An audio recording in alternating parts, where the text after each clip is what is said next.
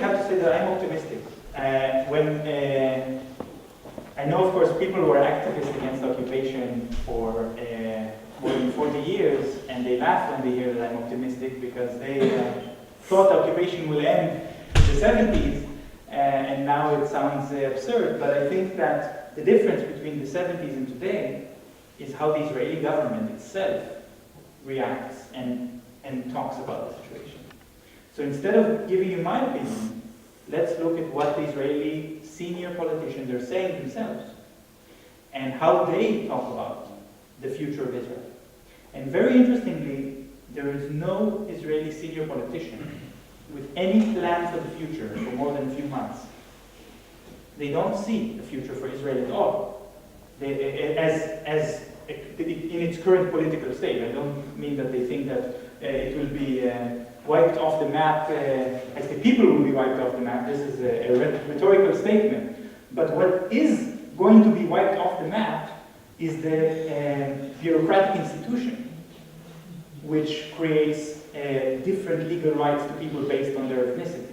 This is something that I think a lot of Israelis are surprised that they were able to get away with it for so long, but they know that it's not going to last for much longer.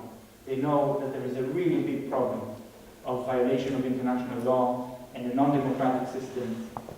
And even the right-wing people are saying, well, we believe that God will come to our help in the last minute and somehow make it work. But they don't really have a plan on how to do it, because they're not going to sacrifice their children in another war. That's the big difference between what was the situation in the 70s, when people were willing to sacrifice. Today, only 49%, 48% actually, of young Israelis go to the army. 48%. 52% find different ways not to go. The educated people are leaving the country in large numbers, because they also don't see a future for that, for this country, for this political system.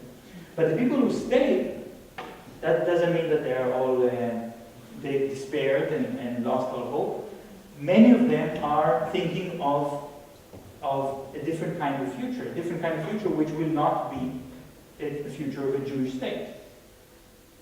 The idea of a Jewish state is a racist idea. That has to be said very clearly, especially on the International Day of Human Rights. We cannot have a state which is dedicated to only one group of people. What is the alternative? The democratic state. Will it be one democratic state for everyone, like South Africa, like you described? That would be my preferred solution, but it doesn't necessarily mean that it will happen. The fact that I want it doesn't mean that it will happen. Another option is that there will be two democratic states, separated. That's less ideal, but it could also happen. And now there's actually a new initiative called Two Homelands, One Country. Maybe you've heard of that. That is an idea to create two states on the same territory, where everyone can choose to be a citizen of either one, and they will both have a parliament, but they will have laws to make sure that everyone will be equal. So that's not such a science fiction idea. I think it could also work. And it's interesting to see that many people are starting to support this idea, and now we have the first president of Israel, the president, Reuven Rivlin, says openly, we cannot keep the Palestinians in the West Bank without citizenship. They have to become Israeli citizens, and then there will be one democratic state. So he still thinks he can leave Gaza out of it. I think he's wrong.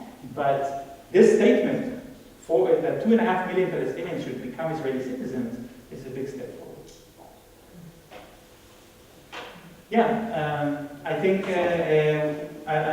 we can stop here, and you're all welcome to contact me also directly if you have more questions. You have my email. Thank you very much for coming.